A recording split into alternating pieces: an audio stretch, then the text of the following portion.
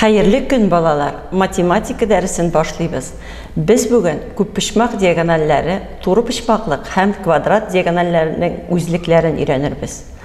Бөек рус шагыйре Александр Сергеевич Пушкин илһам шигърияткә ничек кирәк булса, геометриягә дә шул кадәр үк кирәк дигән. Без бүген дәрестә геометрик материал өйрәнербез. Шуның өчен күңел биреп, бик игътибар белән тыңларга кирәк. Балалар, рәсемгә карыйк әле. Бу геометрик фигураларны бер сүз белән ничек әйтергә булыр икән? Күппочмаклар, бик дөрес әйтәсез. Ә хәзер фигураларга уелган хәрефләрне берләштереп сүз ясап карагыз әле. Нинди сүз килеп чыкты?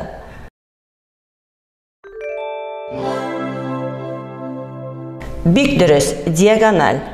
Укучылар, бу сүзне исегездә калдырырга тырышыгыз. Дәрес вакытында без аны бик күп мәртәбәләр ишетербез әле. Ә хәзер бу күппочмакларны ике төркемгә бүлик. Нинди билгеләре буенча бүләрбез икән без аны?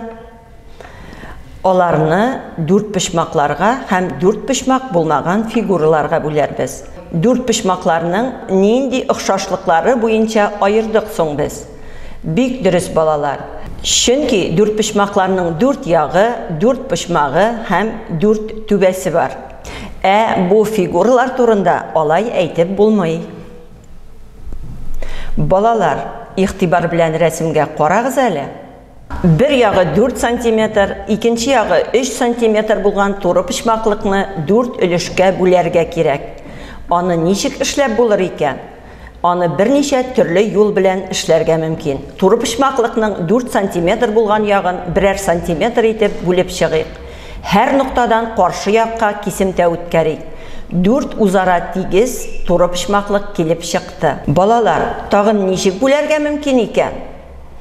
Әйе, икенче очракта 4 өчпочмакка бүлик. Аның өчен турыпочмаклыкның кара каршы ятучы яки бер якта ятмаган түбәләрен тоташтырыйк. Безнең турыпочмаклыкта 4 өчпочмак килеп чыкты. Ә үткәрелгән кисемтәләр ничек атала икән? Уйлап карагыз әле, балалар.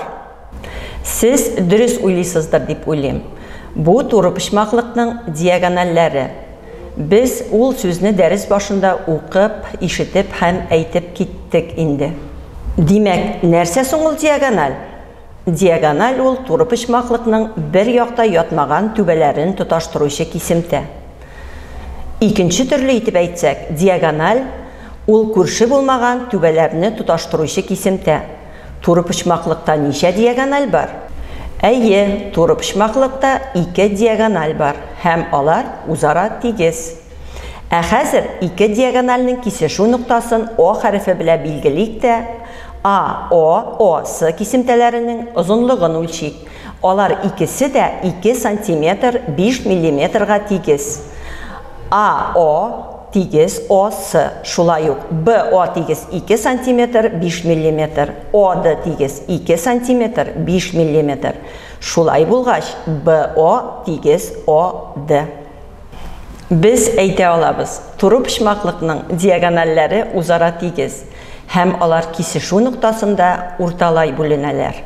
Балалар, диагоналләрнең бу үзлеген истә калдырырга кирәк. Мәсьәләләр шишкәндә алар безгә кирәк булачак. Хәзер өчпочмакның диагонален карыйк. Аның ничә диагоналы бар икән? Балалар, өчпочмакның кара каршы ятучы түбәләре бармы? Юк. Алар өчесе дә бер-берсе белән күрше булып яшиләр. Һәр түбә икенчесе белән өчпочмак ягы белән тоташкан. Шуңа күрә өчпочмакның диагоналы юк. Ә хәзер, балалар, квадратның диагоналләрен карыйк. Ягы 4 см булган ABCD квадратын сызыйк.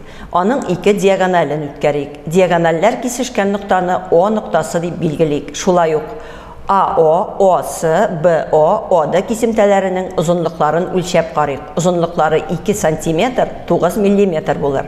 Димәк, квадрат диагоналләре үзара тигез һәм кисешү ноктасында 2 тигез кисәккә бүленәләр.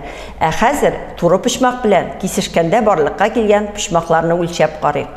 Алар дүртесе дә турыпочмак. Димәк, квадрат диагоналләре кисешкәндә турыпочмак ясап кисешәләр һәм диагоналләре кисешү ноктасында урталай бүленә. Балалар, әйдәгез алдагы рәсемгә карыйк. Ә 5 почмакларда бер түбәдән 2 диагональ үткәрергә мөмкин. 5 пышмакның барлыгы 5 диагонали килеп чыга. 6 пышмакның тагында күбрәк. Чөнки бер түбәгә күрше булмаган 3 түбә бер түбәдән 3 диагональ үткәреп була дигән сүз. Барлыгы 9 диагональ. Кемнәр игътибар белән тыңлады, сез молодцы. Балалар, тагын бер тапкыр искә төшереп китик әле. Диагональ ул күп пышмакта кара каршы ятучы түбәләрне тоташтыручы кисемтә. Икенче төрле әйткәндә, бер якта ятмаган түбәләрне тоташтыручы кисемтә дип әйтергә була.